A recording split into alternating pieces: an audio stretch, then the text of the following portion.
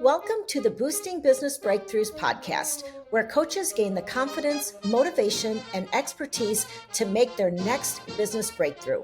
I am your host, Lori Young, certified master marketer, business growth coach, and all-around truth teller. Breakthroughs can come with flashes of absolute clarity, sudden shifts in mindset, learning new skills, changes in habits, or anything else that changes the course of your coaching business. So if you're ready to be inspired and break through to your next level of growth, let's go. Welcome to episode 15 of the Boosting Business Breakthroughs podcast. I am here to talk with Caleigh Bell today. So if you have a podcast or you're thinking about starting a podcast, you are definitely going to want to tune in to today's episode because we are going to be talking all things podcasting. So let me introduce our guest and we will get started. Caleigh Bell is a podcast strategist for ambitious entrepreneurs who want to create high converting audio and video content. She is here to simplify, systematize, and monetize your podcast and YouTube channel. So welcome, Caleigh. I've known Caleigh for a while. I would say, how long have we known each other? Probably 2020, I would say. Yeah. So probably 3 years. Yeah. 3 years, yes. So yeah. I've known her for a while, and definitely I have seen Caleigh go through some pivots in her business. So I'm going to let you kind of talk about how you got to where you are today. Yeah, sure. And thanks for having me. I'm excited to be on today and excited to chat about all the things. But basically how I got started was I originally worked in early childhood education. That's like what I thought I was going to do my whole life. Became a director at a childcare center and then quickly realized it was very draining and like demanded a lot from me. And I wasn't able to be there for my kids and stuff as much as I wanted to. And so one night I was scrolling through Facebook, as we do, and saw a very well-targeted Facebook ad that was directed right at me. If you are tired of, working your 9 to 5 and commuting and not having time for your family, become a virtual assistant. Cool. So that's what I did. So that was in September of 2019. And by December of 2019, I had replaced my full-time income and quit my job. So nice. So that's when I was like just doing general VA stuff. And then I niched down into Facebook and Instagram ads, which is where we kind of first met. Mm-hmm. And then there was all kinds of changes with the iOS updates and just Facebook and Instagram ads in general became a lot more difficult to run than they were initially, which I think is kind of leveled out, but it's also a very like gray area. You have to really know like how to test things, and this might work for this person, and it takes a long time to figure it out, and people are, you're spending all of this money for them, and sometimes it doesn't go the way you want it to, and so it's a very high stress thing. And so I was like, okay, I'm gonna step away from doing that. So I like went back and looked at, what have you done in the past that felt good to do and that you had fun doing, and I landed on podcast management, which I had done for some of those initial VA clients when I first started. Okay. So I went all in on podcast management. Initially, we were just doing launches and like the week to week management of the show, just editing and show notes and things like that. And then it grew quickly enough that I was able to hire my best friend. So now she does all of like the tech stuff and I do more of like the strategy and the client communication and all of those fun pieces. And now we do podcast and YouTube and repurposing the content. So it's kind of turned into more of like a marketing agency kind of setup, but we're still really small and we focus everything from the point, like that initial point of the podcast. Right.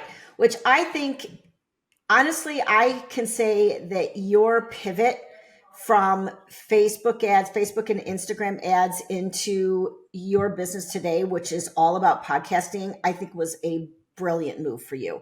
I really do. It's like you're niched down. You have a very specific thing that you focus on. You now can become the expert in that particular thing. And it's really popular. Obviously, like here I am with my own podcast, right?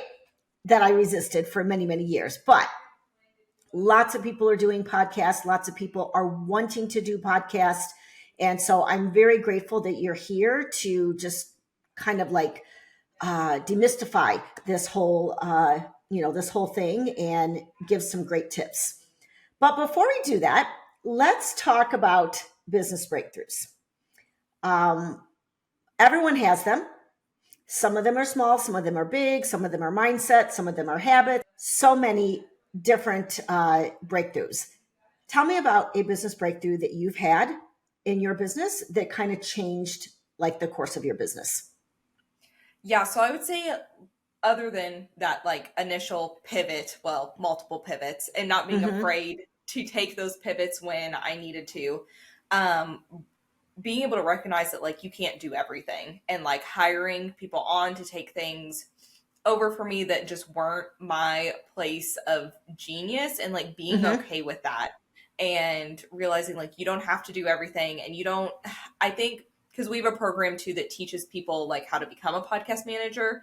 And what I see those people get stuck in a lot is trying to get strategies from everywhere, trying to collect all of these bits and pieces of information from other people and these people who are like positioning themselves as experts and trying to like take all of those strategies and put them into their own and say, well, this person says this, but then this person over here contradicts that.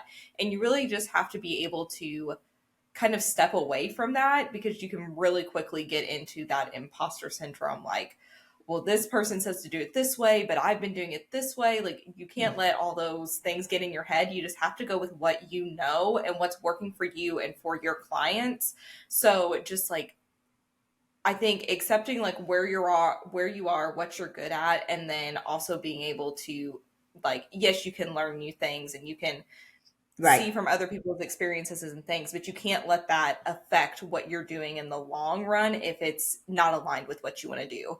And you can't be so focused on learning all these new strategies and different other people's strategies that you don't focus on what you're really good at and what you have to bring to the table. Right.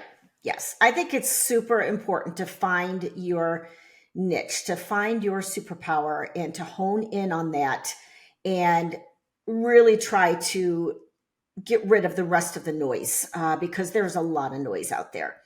Yeah. So like I said, I think what you did was brilliant. And obviously it paid off for you. You found your zone of genius. You found what you're good at. You stayed focused on that.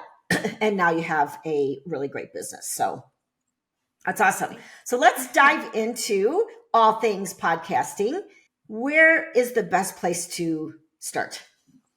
Yeah. So, I mean, the thing that I always say that like sets us apart from everybody else, like everybody always asks like, okay, like you're putting a podcast up and editing it. Like what's so special about that? And the thing that I think really like differentiates what we do is that first of all, we're always looking at things from a point of monetization. How is this podcast going to make you money? Because especially if you're hiring somebody like us, you're putting money out. So you want to make sure that you're getting returns.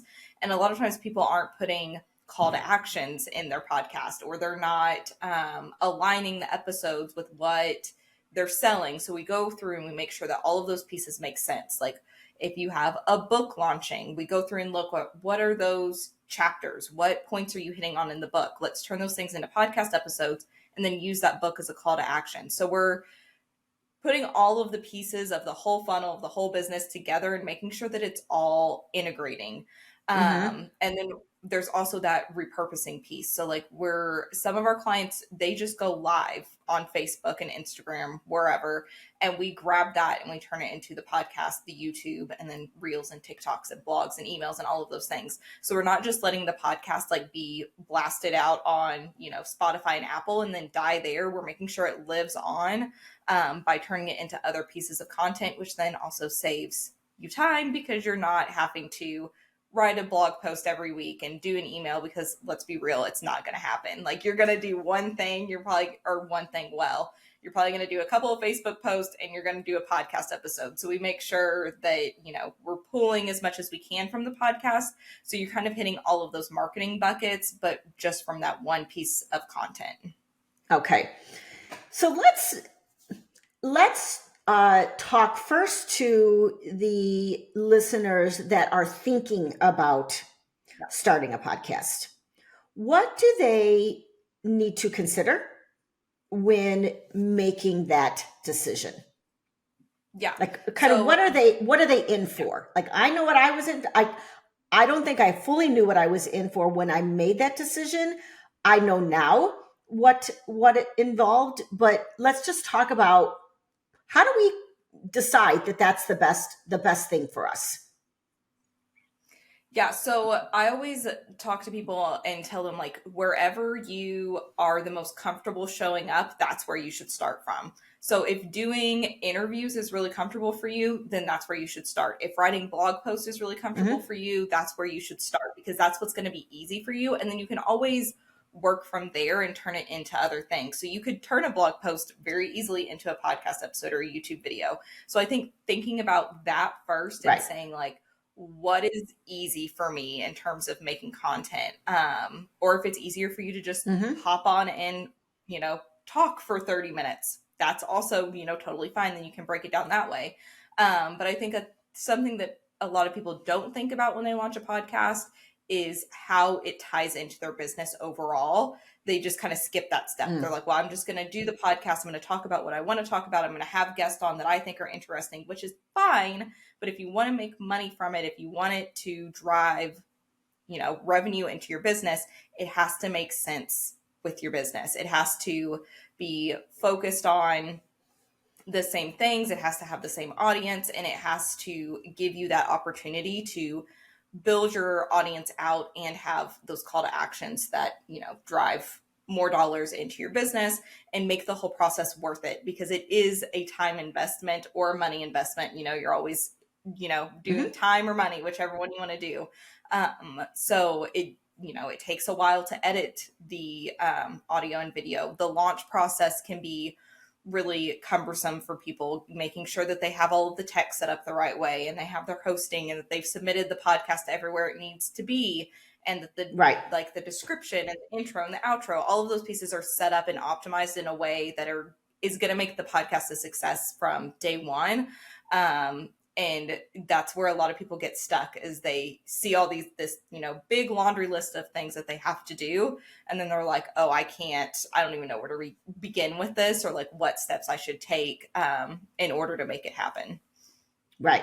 And I want to speak a little bit about what you were saying about making sure that your podcast ties into your overall business.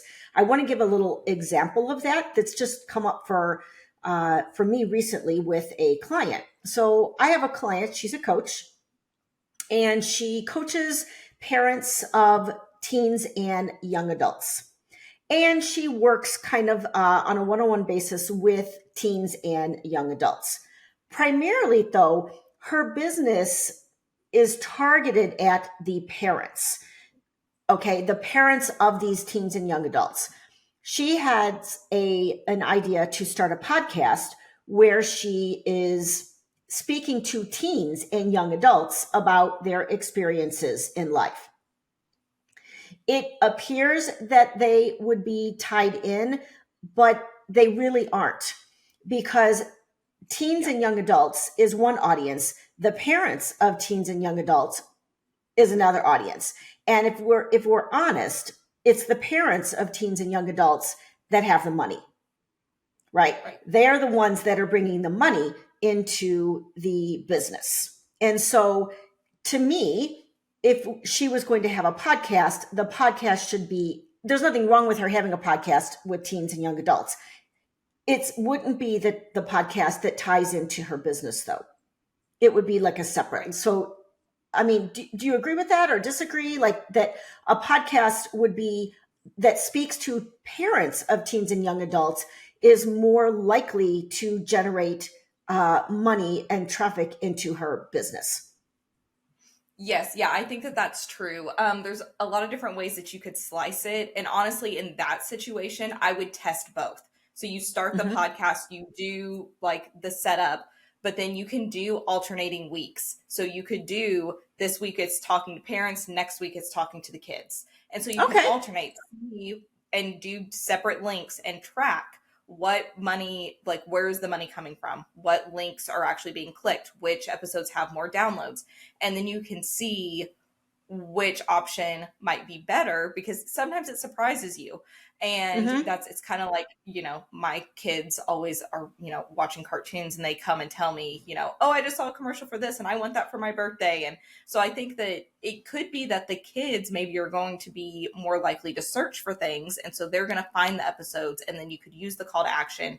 If, you want support in this area, I don't have all the details, but if you want support in this area, ask your parents, or, here's a book that you could buy, or send this podcast episode to your parents so that they can get the information from their perspective. So you could almost do like a layered approach where you're talking like, say, I don't know, they're talking about getting ready to leave for college, and you could do one episode, from a parent's perspective, what parents need to know about sending their kids to college, and then the next episode That's could cool. be for the kids. And so you can kind of layer it that way, so it doesn't have to be so cut and dry, and you can kind of play with things and test things out and see how they go. I think that's another thing a lot of people get hung up on, is they feel like I have to do all guest interviews, or I have to do all solos, or I have to do all of my episodes have to look the same. And they don't necessarily have to look the same. It can be fun to test things out, and interesting to see how the stats kind of fall from different approaches. Yeah, I like that idea. I think that's, this is why I'm talking to you, because you bring in the expertise about podcasting, and I'm thinking about things in one way, and you just kind of shed light on, well, we could actually look at it this way as well. And I like that. So that's cool. So let's say that, someone has decided, yes, I definitely want to start a podcast. This is for me. How do you decide like how often like you should do a podcast? I know that was one of the things that came up for me. It was like, okay, am I going to do every other week, and am I do weekly? Like, is there best practices? So the ideal scenario is every week, that you're going to release on the same day every single week, because it becomes part of people's routine. So they know, okay, every Wednesday, Lori's going to drop an episode on my morning walk. That's what I'm going to listen to. It becomes part of their weekly setup, right? Okay. But you also have to take into account your bandwidth. So if you don't have the bandwidth to do weekly episodes, doing bi-weekly episodes is fine. We always have the goal. It's kind of like the optimal thing is to do weekly episodes. We have clients that do twice weekly, but they, have a full team supporting them. They're just showing up to the interviews, dropping it in Google Drive, and they're done. Right. So you have to look at, your resources and your bandwidth. Ideally, we like to do weekly episodes, but doing bi-weekly is still advantageous. If you do anything less than that, we start to see a big drop off from like in downloads, because people are just they're not tuned into it. It's going to pop up on their phone with a notification that a new episode dropped, but they're not it's like if you're watching a show on Netflix, you might watch the first season, and then if the next season doesn't come out for 2 years, you've completely forgot everything about it. So absolutely, short, so doing it more frequently is better. Yeah, happens to me all the time. My spouse is constantly saying, remember so-and-so, remember it was this guy did this and this. I'm like, no, sorry, no. I don't remember. We're going to have to do we're going to have to watch some type of a summary or something, because I don't remember this show at all. Okay. So weekly is ideal, but pay attention to your bandwidth. Let's talk about pros and cons of doing interview style episodes versus solo episodes. Because I know for me, interview style is way easier than solo style. But then I start thinking, but maybe people need to hear from me on specific topics that I need to do a solo episode. So let's talk about the differences and, what you recommend. Yeah. Okay. So here's the pro cons list. Okay. So for guest episodes, it's way easier for the host, because the person coming in is providing the information, right? You have to ask some questions, but they're doing the majority of the talking. You don't have to do a whole lot of planning. So that's all good. Another pro is that you're also accessing that person's audience. So when this episode goes live, I'm going to share it on Facebook and Instagram, and I'm going to do all the things and share it with my audience. So you're accessing the guest audience. If you're, usually we like send out an email before the episode goes live to let them know, send them graphics, captions, all of those things to make it really easy for them to share. So that's all good. Right. So the downside of that is that you're not building the same kind of relationship with your audience as you do on solo episodes, and you're not given that like pitch opportunity. You're not letting them in on your strategies, on your thoughts, on what you do. So like a lot of times, like I'll go and listen to a podcast that they only have guests on, and I might have no idea what the host actually does. I might have no idea what they actually offer. Yeah, sure, they might put a link in the show notes. They might run an ad, but I don't feel inclined to purchase from them because I haven't heard what it is that they offer directly from them. I haven't gotten that inside look. And that's what podcasts are really good for, is to give people an inside look of what are your strategies? How do you work? What do you suggest?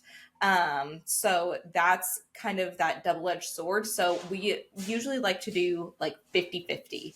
So like 2 solos a month and 2 guest episodes a month, and kind of alternate them. You can always do more solos. Like if you have something coming up that you're launching, you can do all solo episodes leading up to that. If you're like going on vacation for a month and you're like, I don't have the bandwidth to plan out all these episodes, you can do all guest episodes. Again, it doesn't have to be so concrete in a box. You can kind of mix it up, but 50-50 is kind of a good rule of thumb. Okay, got it. Good to know. I need to do more solo episodes. But hey, in fairness, I'm getting my feet wet. Yeah, we're starting with guests just because it's a lot easier. So anyway, I digress. Okay, so we're doing, in an ideal situation, we are doing weekly episodes. We are doing 50-50, some guests, some solo episodes. We're getting into a rhythm. I'm assuming, I know because I have set this all up, but I know that there needs to be some type of process in place for managing guests, for producing the episode. Tell us what you recommend in terms of like process. Yeah, so kind of just real quick breakdown of what our process looks like is we do strategy calls monthly with clients, and that's what we're talking about. Okay, what are the episodes going to be? What guests do you want to have on? Whether we book those guests or not is sometimes kind of up in the air. But they could say like, okay, AI is really big right now. Was 6 months ago, everybody was like, I want to have somebody on to talk about AI. So we would go and like source that guest. So we kind of do this whole like planning for the next 4 weeks. What are those weeks going to look like? What are we talking about? What kind of guests do we want to have on? So then we're going through and planning the episodes and pitching to the guest, collecting information, all of those good things. And then the episodes get recorded. So if it's a guest episode, they just get like a Zoom, a Calendly link, whatever. And then once the episode's recorded, they drop it into Google Drive. And then from there, what our process looks like is we take the episode and we edit the whole thing for podcast and video. I could get into all of like how we do that, but it's a lot. No, you don't need to do that. No, that's okay. Everyone would leave very overwhelmed. So we edit the video and we edit the audio. We add the intros and the outros. We grab from the transcription for show notes and blogs and quotes, things like that we can use in the copy.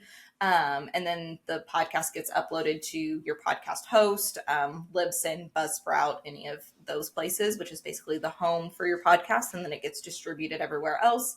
The YouTube video gets scheduled to YouTube. And then we kind of work on those secondary assets. So then we're going through and we're writing a blog post, we're writing an email, we're writing social captions, we're pulling snippets from the video for Reels and TikToks and YouTube Shorts. We're pulling quotes to put on quote graphics. We're doing new episode posts, and then we're scheduling out all of those things as well that will all go live the week of the episode. So Okay. you're doing daily social posts across all the platforms, an email that goes out the day the episode goes live, a blog post that gets published the day the episode goes live. And then you have the podcast and the YouTube episode, of course. And then the day before, we send, or a couple of days before usually, we send an email to the guest saying, hey, your episode's going live on Tuesday. Here's the graphics, here's the reels, here's all of the captions. We would love if you shared it with your list. Sometimes we'll send them the blog and email too. And so we send them that email so that's really easy for them to share that information with our audience and then hopefully drive some more traffic to the podcast episodes and the YouTube channel itself. Okay, cool. So, once you get this process going down and you're into a rhythm, what do you recommend in terms of okay, there's a million podcasts out there, right? How do you recommend that? I know that you talk about all of the social posts and everything that go out, and that's definitely part of the marketing process. What other ways do you recommend coaches use to grow their podcast? Yeah, so having guests on is going to help grow things. Being a guest on other podcasts is also going to help you grow. And then, Reels and TikToks and YouTube Shorts, those things get published and blasted out to everywhere, not just your audience. So those are things that we want to be consistent with doing because that's going to reach new people that aren't already part of your audience, aren't already subscribed. So that's kind of like the tangible, here's the actions I need to take for, to grow. But then you can look at keywords and SEO, including all of those things in your descriptions and your episode titles, in your show notes, in your blog post. That is going to help drive traffic because especially YouTube, podcasting is too, but YouTube is a search engine. So people are going there, they're typing into the search bar, I have this specific problem that I need an answer for. People do that on podcasts as well, but they're more likely to listen to podcasts that they are frequenting and listening to on kind of a religious basis. YouTube is more like, I just need an answer for this one thing right now. So making sure that those titles for your YouTube episodes and then the descriptions really lay out something that someone's going to be searching. We like to name things, cutesy things and acronyms and all of that fun stuff.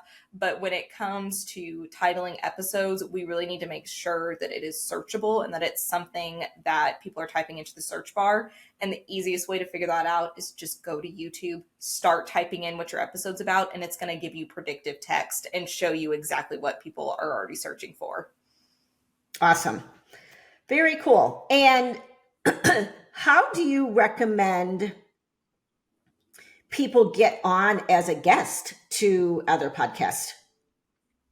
Yeah, so this used to be a lot easier. And in the recent, the last year or so, it's gotten a lot more difficult to get a guest spot because people have been burned a lot in the past, with people coming on to be guests and not having, not showing up in the right way, coming on to try to get the host as a client or coming on and just wanting to promote themselves and not really wanting to provide value.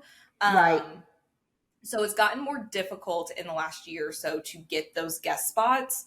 But I would say reach out to people and give a specific topic. So say you wanted to be a guest on somebody's podcast, you would go through and you would listen to some of their episodes, see what it's about, and then send them an individualized pitch. Hey, I've listened to your podcast. I really love these episodes. I, have some thoughts around this topic. Here's kind of what I would like to come on and talk about. I'm going to share, the episode with my audience as well. I think it'd be a really great fit for us to do an interview together. So that is kind of making sure that it's individualized and that you tell the host what the benefit is for them, because it's a huge benefit for you to be able to leverage their audience and be a guest on their podcast. So kind of giving them here's the benefits for you as well. is a great way to make it easier for them to say yes. Okay, awesome. And then let's kind of flip that. When you're looking for guests to be on your podcast, what are the things to take into consideration when choosing a guest? Yeah, so the biggest thing that I say is make sure that those guests have a similar audience as you, but not a competing Mm-hmm. offer. So that's, Okay. you want them to, let's say your audience is parents. You want them to also have an audience of parents, but let's say you're a lactation consultant and they're a sleep expert. That would be a Mm-hmm. great fit. You guys, Okay. have similar audiences. The parents are, in the same stage of parenthood, but Right. you're not offering the same services. So you're able to overlap, you're able to share valuable information for that same audience, but you're not directly competing with each other. Okay.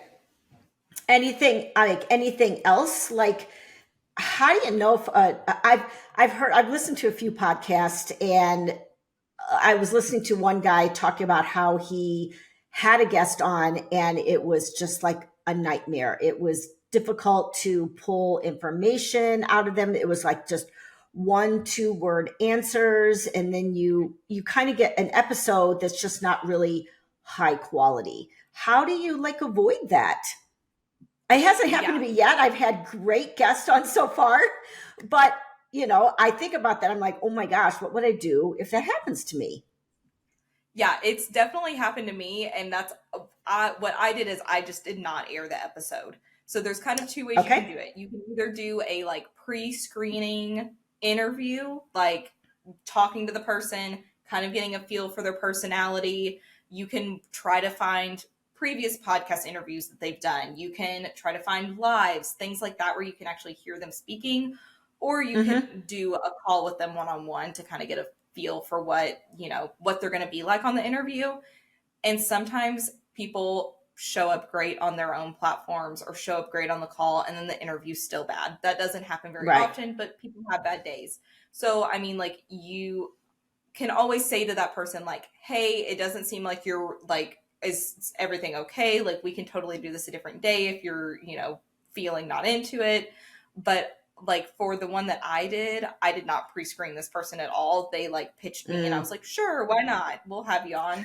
And then I like finished the episode and I like literally logged off and I was like, that is the worst interview I've ever heard in my life. And I just didn't air it. And the girl never reached out to me and said anything. And I just let it go.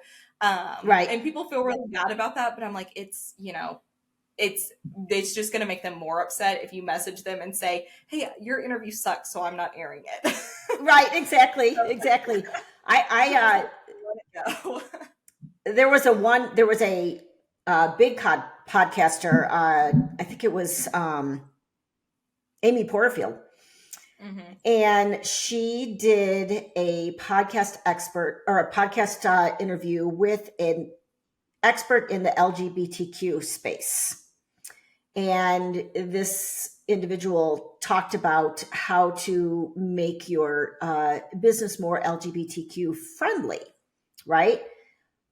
I was like shocked. And she did like an Instagram reel about it, and the backlash that she got was incredible. I mean, people were Really? just slamming her, saying, I will never buy anything from you again. And it was horrible. And I just think, oh my gosh, like, it's crazy, like what can happen, like when you start like really putting yourself out there and sharing who you are and bringing in guests that you feel aligned with.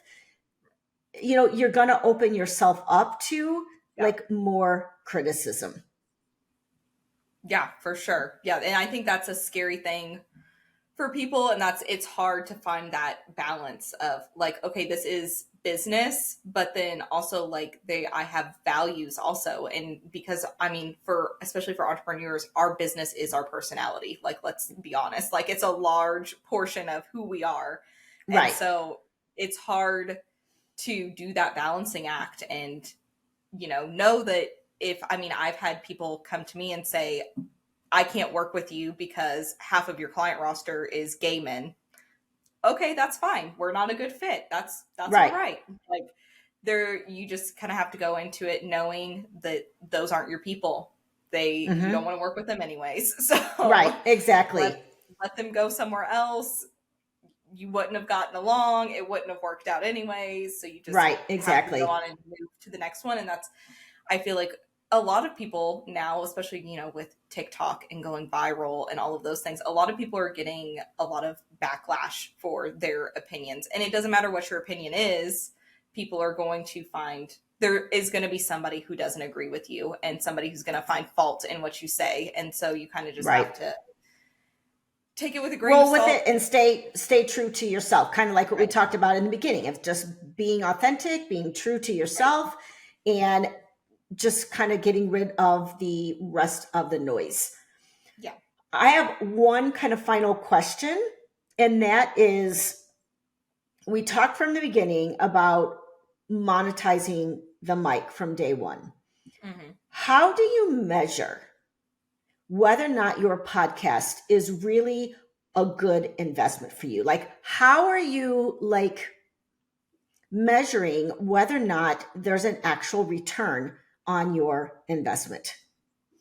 Yeah, this can be difficult because a lot of the things are untangible or untrackable. It's things like, Mm-hmm. people might come into the podcast and listen, but we can't track who those people are. So, you could see people coming into your podcast and then they're going to go over and follow you on Instagram and they're going to friend you on Facebook or join your Facebook group. So there's all these different ways that they can come to you through the podcast that Right. you can't necessarily track.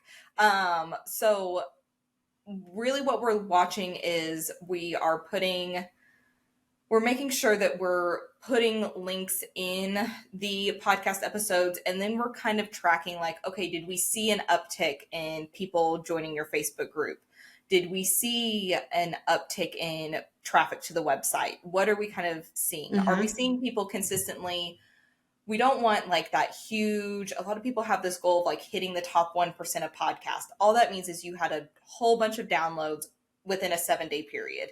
And odds are those people are all going to drop off after that 7 days, especially if you're paying. There's a lot of people who will reach out to you in your Facebook Messenger. I'm warning you now, they know you have a podcast, they're going to say, I can get you in the top 1%. Don't listen to those people. All they're doing is Okay.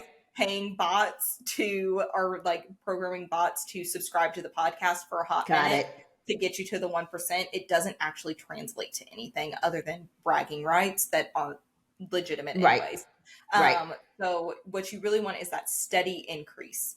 We want to see that week after week, we're getting a few more people downloading, that we're not seeing a huge drop off, that we just see that consistency in audience growth across the board. So the podcast is going to drive people to all those other channels.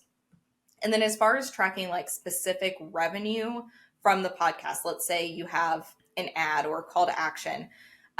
What we like to do is we like to put podcast specific links in the show notes. So we'll Okay. do, whatever the standard like purchase link is and then /podcast so that we Got it. know any purchases that came through that link are directly from the podcast. So that's really the only way we can get that super tangible, like this is a sale from the podcast and know 100% that that's where that revenue came from.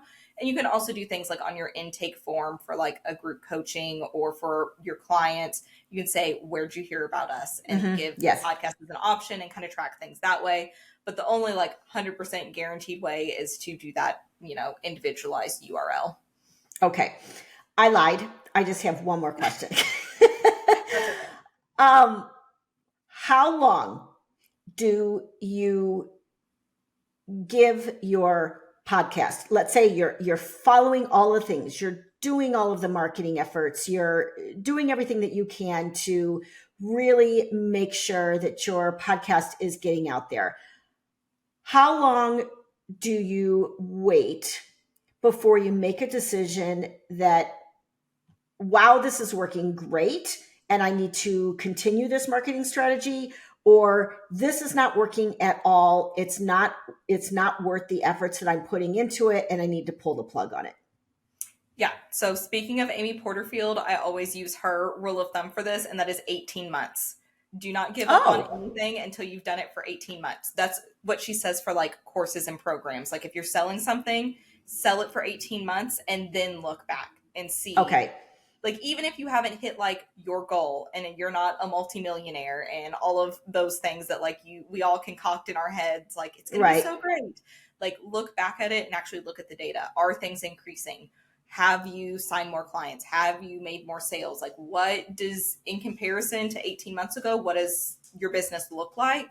And what, like, did the podcast play a role in that? And odds are, like, if you're doing all of the marketing things, it is playing a role, whether you can see that directly or not, because you're pulling all of those clips, you're getting more traffic to your social channels, all of those things. So yeah, I would give it 18 months. People tend to drop off after 3 months. And it's usually like that 3 to 6 month mark is when we start to see some returns. But then like 12 to 18 months, you should be able to pretty easily tell like if you're headed in the right direction or not. Good. Okay, perfect. Wow, we talked about some really great things. Tell listeners how they can work with you. Yeah, so we have a lot of different ways. We have like 10 programs out right now. If you go to all things podcasting/programs, that'll give you a list to all of those. And it's basically like every time somebody asks me for something, I'm like, oh, I can turn that into a program for you. Here, let me do that. So kind of like a self-study type program? Yeah. So we have like little kind of like one-off things like a 5-day podcast launch challenge or how to repurpose your podcast. And then we also have like an all-encompassing program that has everything in all of those smaller programs plus more. And that program comes with coaching calls as well. So that's like from the program standpoint. And then, like I said, we also have a program teaching people how to become podcast managers. And then we also have our one-on-one services. And if anybody wants one-on-one services, the easiest way to kind of get set up for that is to just send me a Facebook message and we'll kind of chat about all the things and figure out what the right direction for you will be. Okay, cool. Anything you feel like is missing that we didn't talk about that you need to mention in terms of podcasting? I don't know if we really missed anything. I would say the biggest thing that I like to remind people about podcasting is it is a long game, and you do have to look at the like the other things that you're getting from it. Like it's not just the podcast, it's all these other opportunities and connections and content that you're able to publish. So you have to look at the strategy as a whole, and then also looking at the strategy as a whole when it comes to your funnel and promoting things on the podcast. So not just looking at it as this is a podcast, I'm just going to record it, but seeing how it fits together in your business as a whole and in your marketing as a whole. Awesome. Fantastic. Okay. So before we end, I just want to ask kind of a fun question. Tell me about a podcast or a book or a TV show that you are currently binging. Oh, so right now me and my husband are watching The Neighborhood. It's like a CBS show and we were watching Ghost, which is super funny. And then this one popped up. So that's kind of what we're like What's The Neighborhood about? So it's about, it has Schmidt from The New Girl in it. I don't know if you watched that. No. But it's about a white family that moves into a predominantly black neighborhood. Yes. And it is so funny. Yes, I've watched this show. Yeah, I've watched the show. It is definitely very funny. It addresses some issues in our society in a very funny way. Yeah. So yeah, awesome, cool. One. So thank you so much, Caleigh, for being here, and I will let listeners know how they can get in touch with you. All right, sounds great. Thanks so much for having me. That's a wrap on today's episode. Thanks for listening to the Boosting Business Breakthroughs podcast. Want to hear more business breakthrough ideas? I'll be back next week with a new episode to help you grow your coaching business. If you enjoyed listening, make sure you subscribe, leave us a rating, and tell all your coach friends where to find us. Head over to boostingbusinessbreakthroughs.com to learn more. Thanks for listening, and remember, your next business breakthrough is waiting for you.